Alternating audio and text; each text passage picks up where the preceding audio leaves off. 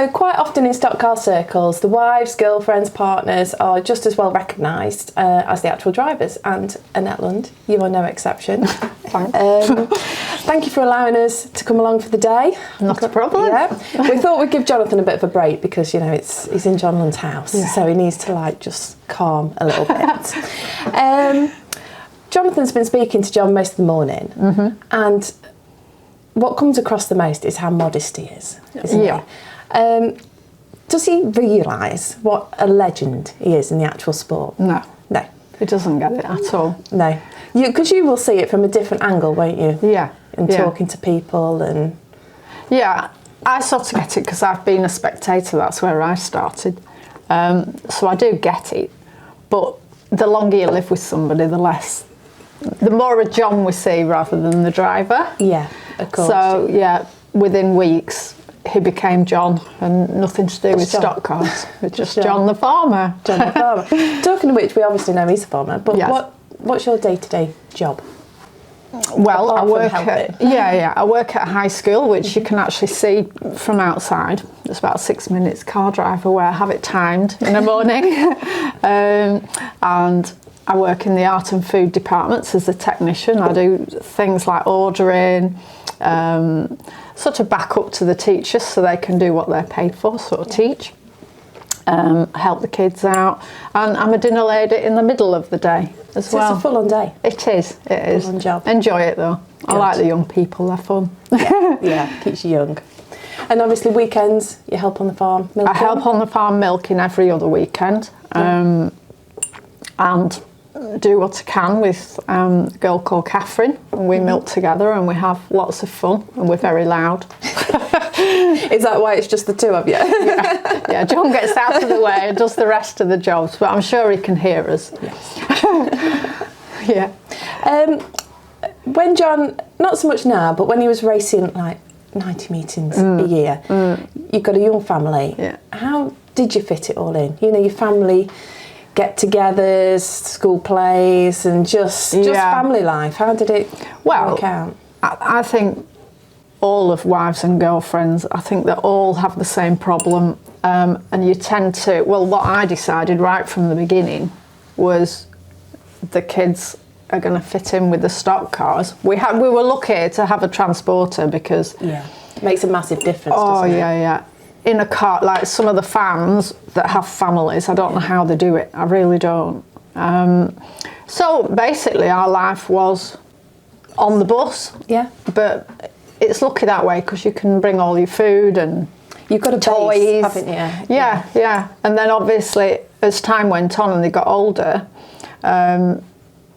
obviously tech came into it, so you could have a video or DVD, something like that. Yes, that was a real revelation when DVDs came in. But yeah, they just grew up with it. Yeah. But stock cars is a really safe place to bring up kids. It's brilliant, isn't it? Everybody knows everyone else. Your kids can wander off once they're old enough to get out of the way of cars and things like that. And you know they're safe, because they might get up to something and someone will come back and tell you because they don't get away with anything, do you? No, definitely not. But yeah, it's a great way to bring up kids. Brilliant. The stock car workshop is close to the house. It is. It's just outside. Yeah. Do you enter? Do you take part, or keep well out of the way? No, I keep well out of the way. That's my night to get the doofer and the telly, choose what's on the telly. John has his man world out there, and that's absolutely fine. I mean, I love the stock cars and everything, but I think men need a break away from farm life, family. But he comes back in and makes everyone a brew. So I do see him. Boy? Yeah. It's T-boy. Oh, okay, that's good. So John's mentioned Tuesday, Thursday nights are pretty much regimented, their stock car nights. You get to watch what you want on telly. Yes. The other nights, is it conversations over stock cars, over dinner, or is it complete switch off? No, we're more or less switch off. I don't think it really.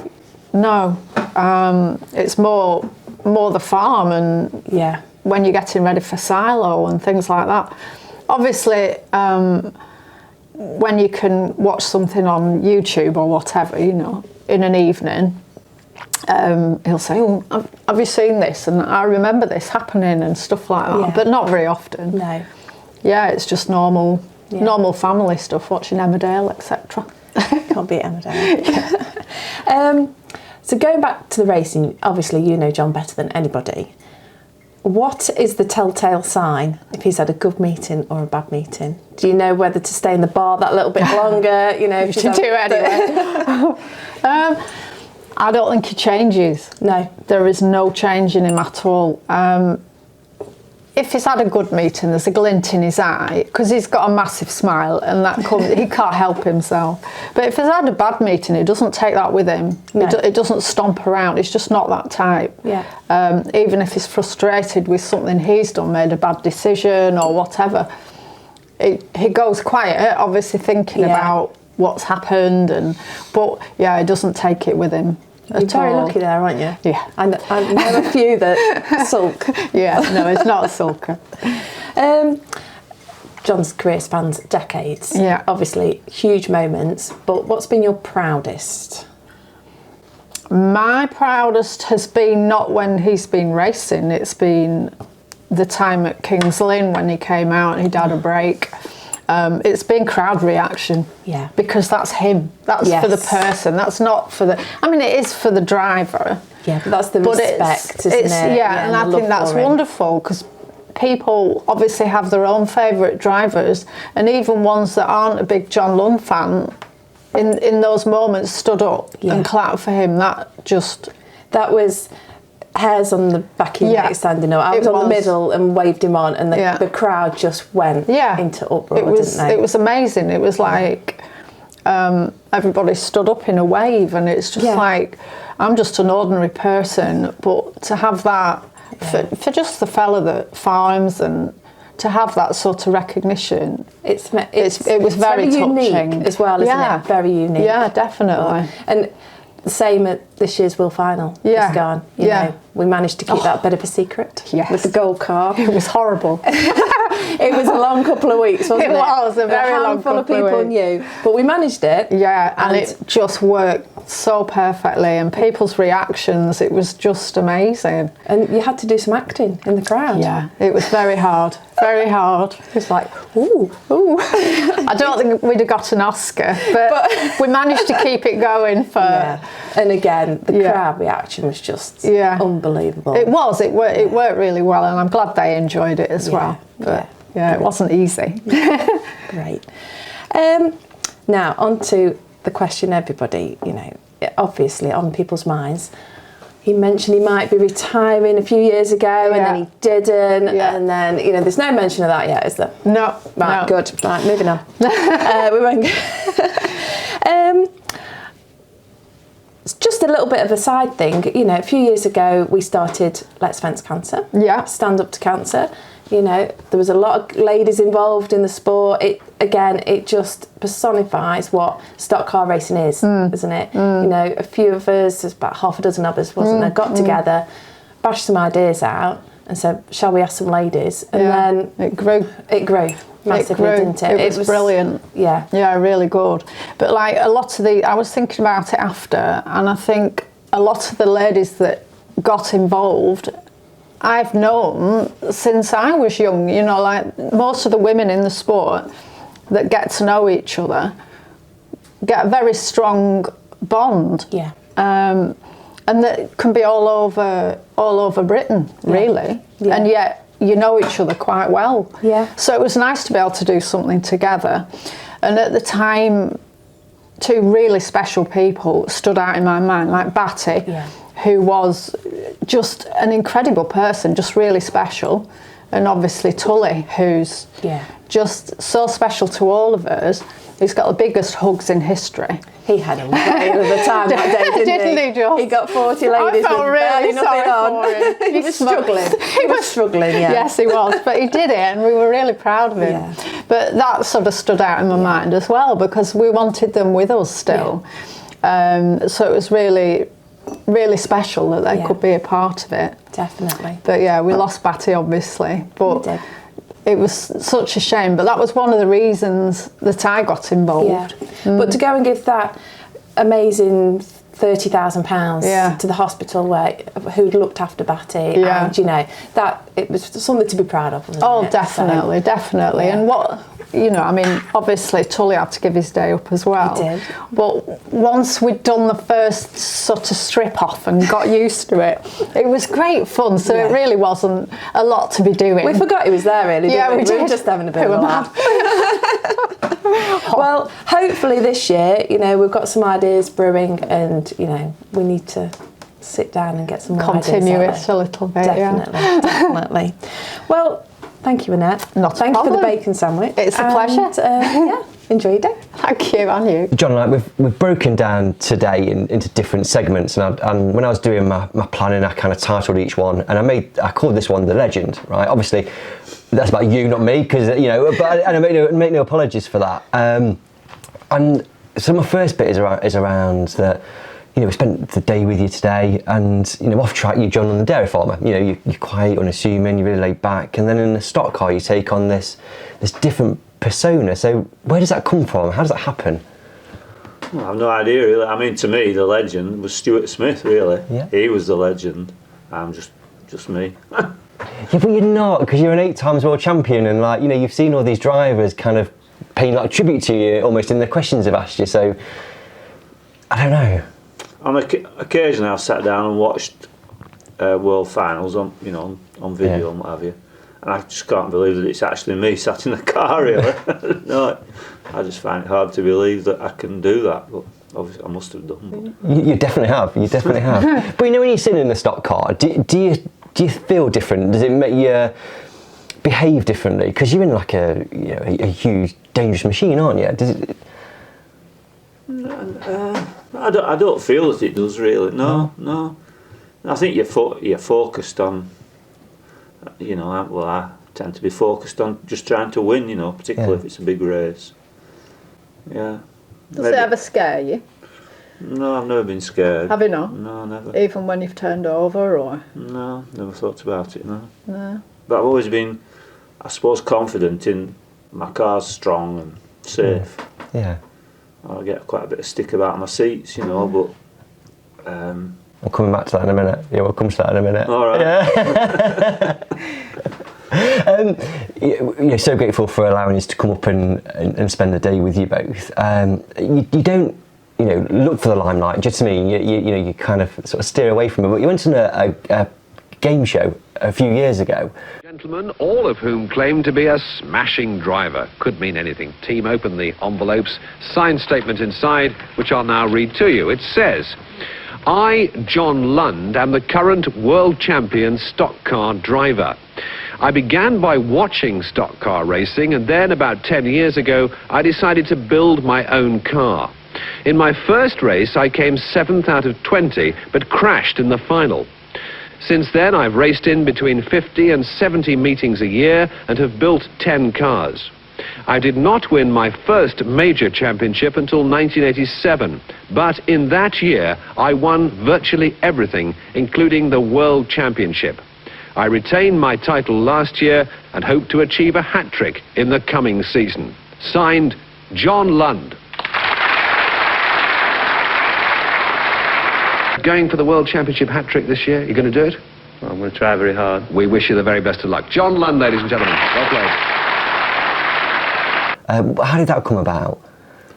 I don't know how it came about, really. They just approached me and asked me if I'd do it, And I thought, well, it's a bit of publicity for the sport. Yeah. I'll do it, but I wasn't really a willing victim. So what did you have to do? Remind me of what you had to do. We've got a clip of it somewhere, but what did you have to do? Well, there's two vicars and myself. Yeah. And they asked us questions, and the panel had to decide who was the real stock car driver, Yeah. And so I was trying not to appear like a stock car driver, if that's possible, and the two vicars were trying to appear like stock car drivers, but we didn't fool. No. There's a rumour, so is it true or not, whether Gears and Tears approached you to come and ask you to be part of the show? No, they never. Did they not? I never heard. I can't remember that. There's a rumour that they did. No, I never heard anything about that. I need to sack my sources. my team of researchers, they need sacking. But yeah, okay, good.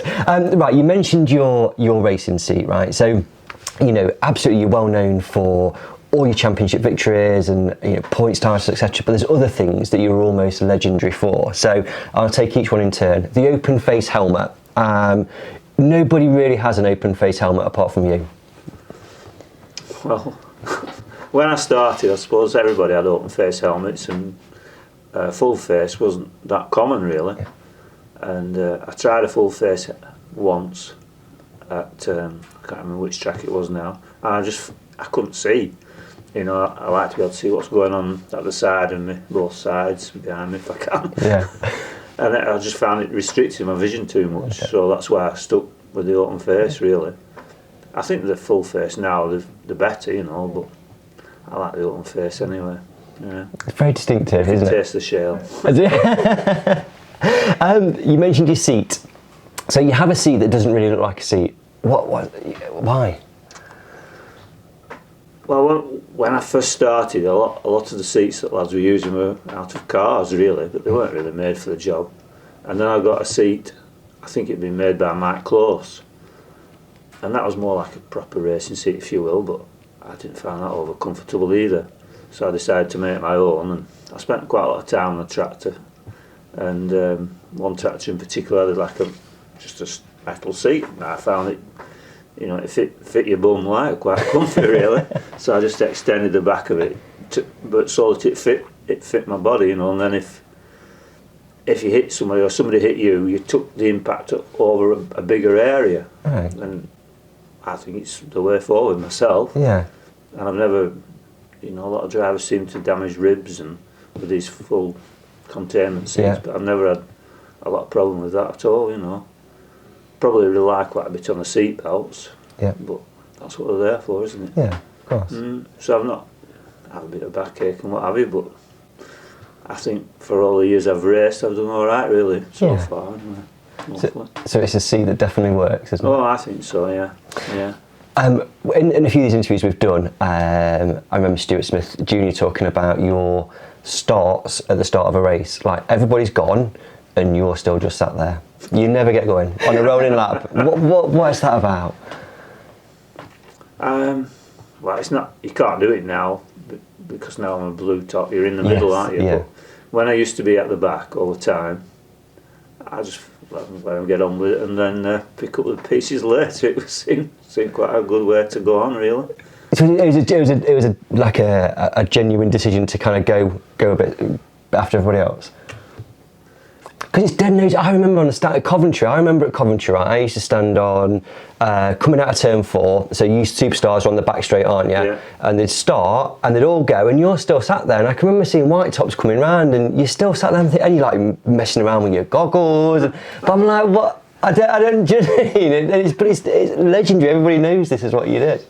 Well, that's changed now. I mean, probably at that time we weren't using sort of Hoosiers and, you know, the tyres which we are using now, and so the tyres we were used to use, you'd put tyres on maybe that you knew weren't going to be very good at the start. You'd weigh up the weather and whether the track was going to dry out or not. So you might I would quite often put tyres on that I knew would be good at the end of the race, but not particularly that good at the start.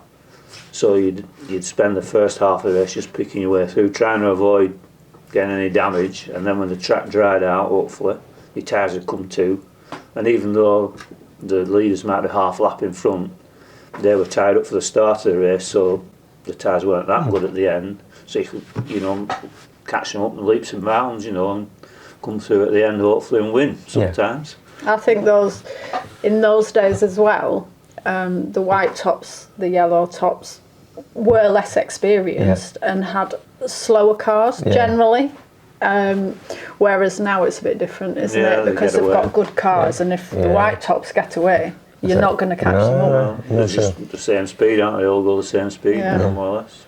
But you at the time, you could hang back, let them crash out, do whatever in front of you, and then take advantage of it. Yeah, and hopefully your car came good at the end. Yeah.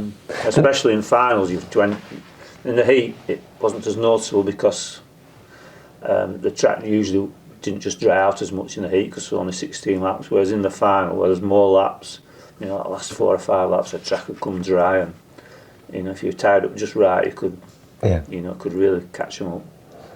And the last, thank you. The last one that I think you did noticeable for is after a race, drivers are out and they're milling around, rushing around, and I've walked through pits loads of times, and I've just seen you sat in your car, just sat there chilling out. Well, I could. No, I often finish and it wasn't going that well, and well, I do. I sit in there. What can I change to make it better? You know, and if once you've got out, you've lost that thread really. Well, I do. I lose the thread of just how it felt. So I can sit there and think about what I could alter to make it different, really, for the next race. Yeah. Well, I think that's come across quite a bit today. Just kind of, I guess, the thoughtfulness that you've put into your racing. It's not been like a reactive thing. You've kind of thought long and hard about A, the design of your cars, or B, what you're going to do, or things like that. So yeah, I think that's absolutely come across. And has John got any pre-race rituals or superstitions? No. No. No. He used to love his racing boots, which are years and years old now, but sort of years ago he used to say you could feel the car through them. Yeah. You know, they're all have to be flashy racing boots now, and I don't think it's the way to go. I think John's got the experience to know what's safe and what isn't. Yeah. But you have to go with it and do what they say. Yeah. But things like that, he liked his racing boots because, and the same with the helmets. He's got his reasons why, as long as it's safe. But as to superstitions, once our friend Nick, he always used to come the night before a world final, and we always used to sort of mess about and paint the car and wash it and make it look nice for the world final. Anyway, this particular year, and I can't tell you what year it was, but on the silo that you could see from the side of the garage, Nick saw 6 magpies sitting on a row, and you know the old magpie rhyme. Yeah. And he was going, "You're going to win tomorrow. You're going to win 6 for gold," like this. And he did go on the next day and win it. So anyway, get well soon, Nick, because he's got COVID at the moment, but he's fought through it and he's starting to walk again. So good. Yeah. Yeah. Okay, lovely. Thank you. Okay. Right. Sophie spoke to Annette, and you brought up the Kings Lynn in 2018 when you made your return to racing. You didn't race in 2017, and you kind of came out on the track and you sort of for the crowd. And I remember again, before that meeting, it was built up to this thing. You were coming back, and they must have put hundreds of people on the gate that day just to see you come back and race. I'm going to show you the clip of that. Of those laps when you came out, and kind of what was going through your mind, because it's just, again, you've got this thing where you've turned up to a race meeting, but you've got hundreds and hundreds of people that just stand on their feet to applaud you just being there. It must be odd. Unbelievable, really. Yeah. And then I went out.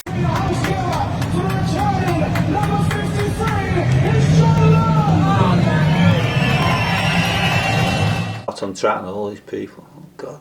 I'll have to put a bit of a show on. I hope I don't make it spin it or something stupid. But you went dead quick, because I thought you were supposed to just kind of go around slowly, weren't you? Was that the instruction, to go around slowly? That's what? I don't know. I just thought, well, get it over. Yeah. No, I think perhaps they wanted to see, a bit of sideways. But they wanted to see you. Well, I don't know. They did. They absolutely did. They absolutely did, didn't they, Annette? Yeah, they definitely did.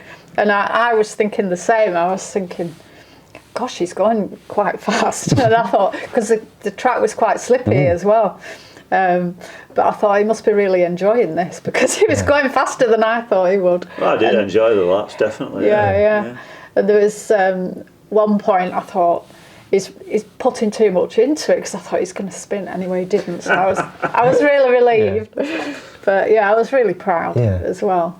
Do you feel like, because talking about it, you're quite emotive about talking about, that example. Do you feel that you've got all these people just there, It's hard to believe. I suppose because I've been around a long time, I've met a lot of people, you know, and a lot still go, you know, don't they? Yeah. Okay, fast forward to 2021 and the Bradford World Final. A couple of weeks before, you qualified through the consolation semi-final at Sheffield, and then we got to Bradford. So the response at Sheffield was just amazing when you qualified, and then it went up tenfold a couple of weeks later at Bradford. So I'm going to play the clip of the parade lap at Bradford and just what was going through your mind at that point when you were going round. Ladies and gentlemen, how much do you want to see John Lund in a championship in the world? Ladies and gentlemen, Arsenal Stadium! Let's hear it! For the man, the myth, the legend! It's 53, John Lund!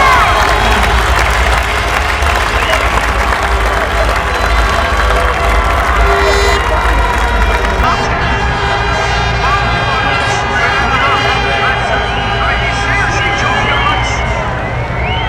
That massive piece of memorabilia.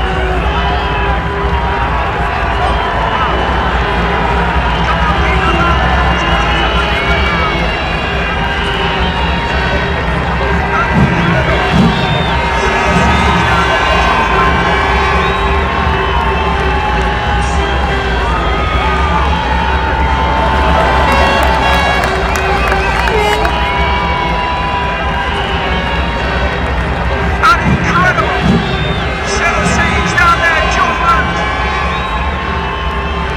Sadly, it does mean that Mark Sargent is not in a championship of the world. Literally 5 minutes before, they'd had the car sheeted up in the pits, and a few meetings beforehand, I think it was a Skegness semi-final, they'd come and said they were on with the car and asked me about the seat and one thing and another. So I'd taken the seat for them, the original seat, and then when they unsheeted the car, it was just exactly as I remember you driving it, you know, just exactly the same. They'd done such a good job of it. It's beautiful. So when I went out on track, I was more a bit overcome really with you know, how they'd done the car, and then the reception of spectators. Unbelievable, really. Yeah. Unbelievable, yeah. You know, it was deafening from where I was stood. And that car in particular is one, because when you had that car, when you raced it, I was pregnant at the time, and it was one of the happiest years of my life. And it brought back loads of emotion, seeing it going around Bradford again as well. I know it wasn't racing, but it was like, took me back. It was amazing, you know, an amazing time, and all the noise that went with it, of the crowd and the horns, and it was just really special, wasn't it? Yeah. It's a shame they can't do the same to the drivers they've done to the car, really. You're not so bad. Like 20 years. Look at that smile. You look very happy on that clip, you genuinely do. But again, it must have been quite touching that, you know, cause what comes across is, you know, you don't get it, you don't get all this like adulation, you know, but on there, it must be so touching that you've got all, you know, somebody's gone to all the effort to recreate your, your car and the reception that then gives you from the crowd. I think for me, you know, when don't hide the fact huge John Lund fan, but I think, you know, I remember it was you either at one point you were Frankie Wayman Jr. fan or you were a John Lund fan. It was either or Peter Spalding or John Lund. But I think now, if you are don't respect or not a John Lund fan, you're not allowed to go into a stock car meeting. Do you know what I mean? I think that's a rule that's out there. I don't know when that happened. But it is, but that's the thing, everybody seems to kind of just really, actually, yeah, do you know what I mean? It's right. I can remember particularly at Boston, which we haven't raced there for ages now, and I think that was when me and Peter were having quite a good bit of rivalry, you know, and there was a group of fans that used to, when I went past, they always used to boo me. So I always used to give them a special, you know. But I still see them, you know, and they come and have a chat. Yeah. Going back to the world final, as you kind of came onto the back of the grid, there's that bit of pantomime with Mark Sargent. Yeah. So I've got a question from Mark for you now. And he's certainly a character. Hiya. First of all, very humbled and honoured to be asked to do this, really, because I'm only a yellow top, blue top clown, really. Not in any sort of same league as the other boys that have been asked, or let alone fit enough to wipe the guy's shoes that we're on about. All I can say is King Ginge, Mr. 8-time. That's 2 times, 4 times Mr. Folding. Bless him. So the question I've got to ask the main man, King Ginge John, is what went through his mind when he was coming round to turns 1 and 2, and there's a 50-year-old, 49 plus 1 idiot in gold shorts, racing boots and a purple cape bowing to him. So that's the question, and I'll tell everybody it is a bit of a secret what he said to me when he come off his car. He shook my hand, and so humble, so laid back, he said, "Sarge, I'm sorry." I said, "What for?" He said, "For taking your spot." And I went, "I don't give a." So, and my words was, "Go enjoy yourself, young man." And he did, and bar engine failure, he'd have had a top 6. So, I'll reiterate the question. John, what went through your mind when you see this clown on his knees, bowing to you at Bradford at the World Final? Good night, God bless. Keep the wheels turning, King Ginge. Love you, bye. I think people like Sarge, we need more like that in the sport, because it's the spectators like characters, There's always been characters, but, people like that, that's what you need, and fair play to him. I couldn't do that. What, stand semi-naked on the stock car track? No, I couldn't, no. But he can, so. Yeah. But I think that whole... He's a good driver too. Yeah, well, we don't say that on camera. But I think that whole story, it's almost like you couldn't make it up. The consolation semi-final, you and Frank 1 and 2.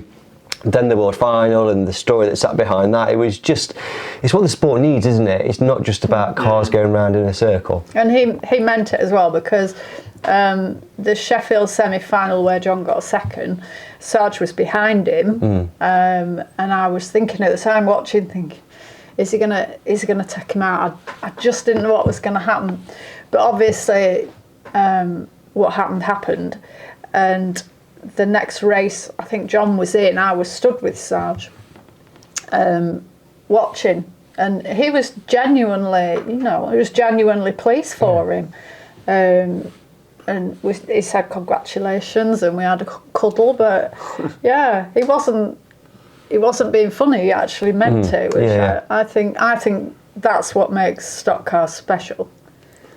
It's they always not... say what happens on the track, and it's forgotten after, and it's very, very true, really. Okay, my final question, I guess, is certainly having you back a bit more regularly in 2021 was a huge positive for the sport, in my opinion. So the question has to be, what does the future hold for 2022 and beyond for John Lund? Well, keep as long as I'm able to keep doing it, I'll be doing it, I think, yeah. Okay. Car's nearly ready. Bus has had a bit of a tidy up. And we've got some new seats to put in, yeah. Stephen's here, got the fire on, so... Yeah. Job's good, isn't it? I think as long as you're enjoying it. Yeah, that's the thing, enjoying it, really. And it's getting time. It is hard now, isn't it? The travelling's the worst now. The time we have to spend actually just travelling to them. Once you get there, like King's Lynn, brilliant, isn't it? Yeah. It's just a long way there and a long way home again. Well, it's a whole day, isn't it? Really. But as long as you're enjoying it. It's good to do with... Bradford's good, that's nice and local. Yeah. That's it then. Good. Bradford, Sheffield. You like Sheffield now, don't you? Again. Yeah, I've had my moments in Sheffield, had crashes and things, but yeah. Annette, thank you so much for sitting in for this bit. John, thank you very much for this bit. Thank you. Pleasure. Well, thank you. So, as a farmer, what's the best tractor to have? We've got Fords. We haven't always had them, but Fords, because they're easy to fix, really. Not the modern ones are getting a bit beyond the easy fixes now, but that's what we're stuck with. Fords, New Holland.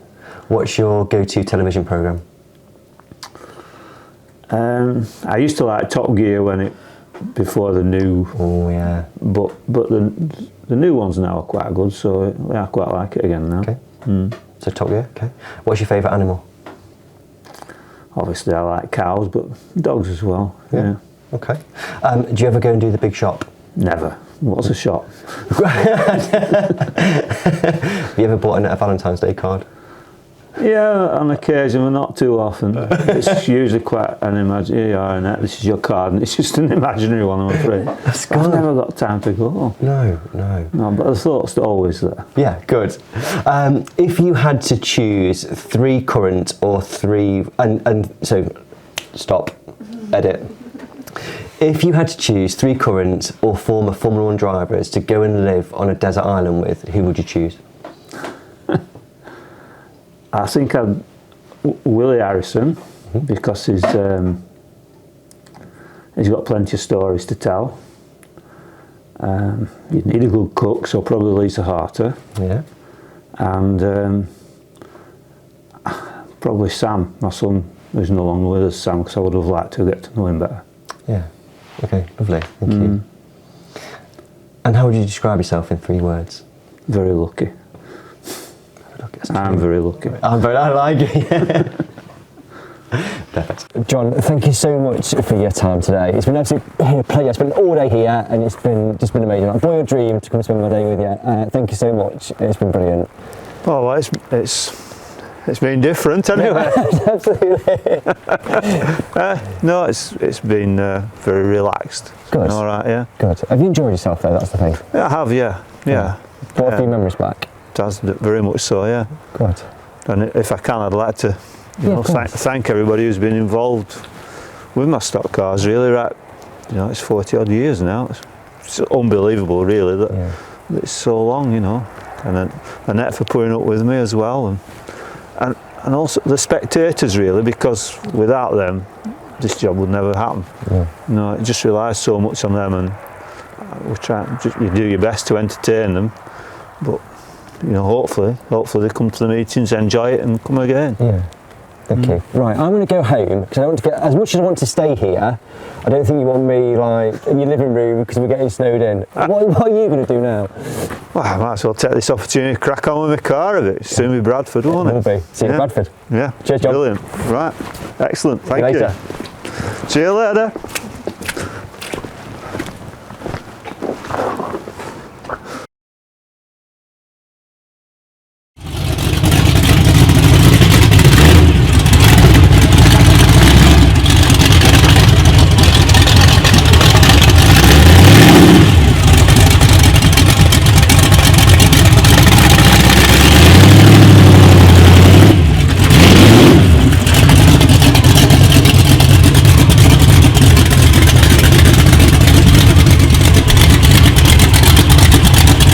So it's the day after we've been to John Lund and we were told of a top secret project, and we've come to see you, Martin, because this is your top secret project. Yeah. So we've got a John Lund car here, but it's kind of a project that you've been working on for a bit of time and a bit of history. So what's the story? What's the story with it? Well, I've had it for 25 years, and got it when I first started racing, and bought it because it was a John Lund car.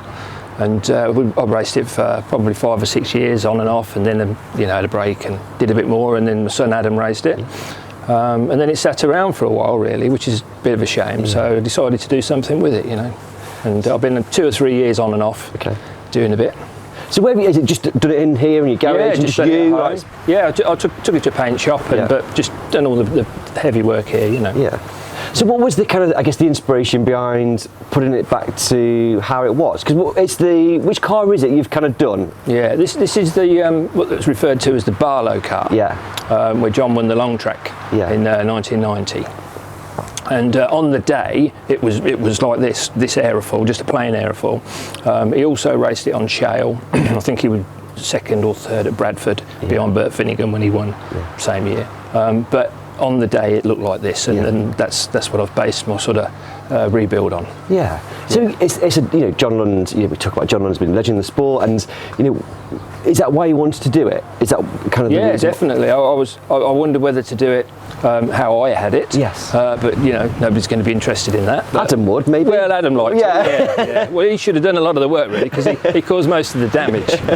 But I mean, it's a fabulous looking car. Yeah. And this shape of Lundy car for me is like the best. I love it, So it's very recognisable, isn't it? Absolutely. You know it's a John Lund car. Yeah. So in terms of being as close to the original as it was, is it pretty much? Yeah, it's the original car, and there is only one of John's car with this suspension on the rear, so it's quite recognisable for that. Yeah. So it's authentic, and I've saved as much as possible. I'm a bit of a hoarder, so anything I ever took off it over the years I've kept. Yeah. So it's all gone back on again. Yeah. And the only difference is the front axle. Yeah. Which it was running a Transit when I got it, but that's an FG now, which I got from John. Yeah.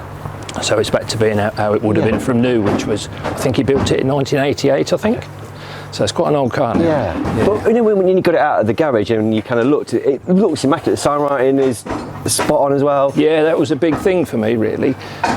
Brian Evans did it originally, and it took best part of 2 years really to get him to come, because he's a busy man. Yeah. But I had a few days off work and watched him do it, and it's incredible. Yeah, really pleased with it, and just great.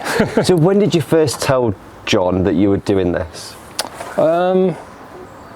Probably, I don't know, it's probably only a couple of years, when I went and got the axle, I think, probably a couple of years ago.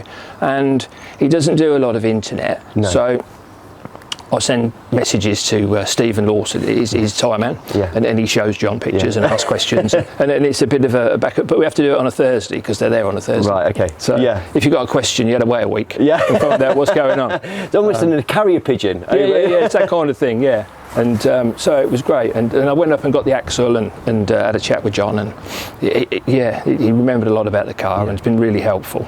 So in terms of like the detail, was it just from like pictures and I guess John kind of pointing in the right direction? Yeah, pretty much, yeah. I've got a lot of photos that I've collected. Mike Greenwood took loads of pictures in the day, so he let me have a load of those, and been working off of that really. And Brian, I gave Brian pictures for the sign writing, and he just drew it and remembered it, from when he did it originally. So you went up to John Lund's house. How was that? Were you a bit nervous? I was very nervous yesterday. Yes, very. Sat outside thinking, don't be a fan. He's just a man you race with, but he's not. No. He's a legend. So and really put me at my ease, because it was near Christmas and I took some mince pies, and he said, would you like a brew? And I was like, John Lund's made me a drink. So we had a brew and mince pies and a chat in his workshop. And I think I was there till like 10 o'clock in the evening, at which point he lit the fire in his workshop and carried on. And I'm thinking, well, you're going to be up at 5. Yeah, absolutely. Well, I've got 4 hours to drive home, but it was really, really good. It does look immaculate. And what's the plan with it? Because I mean, I guess it's the first time that people are going to see this when this goes out. So what do you plan to do with it?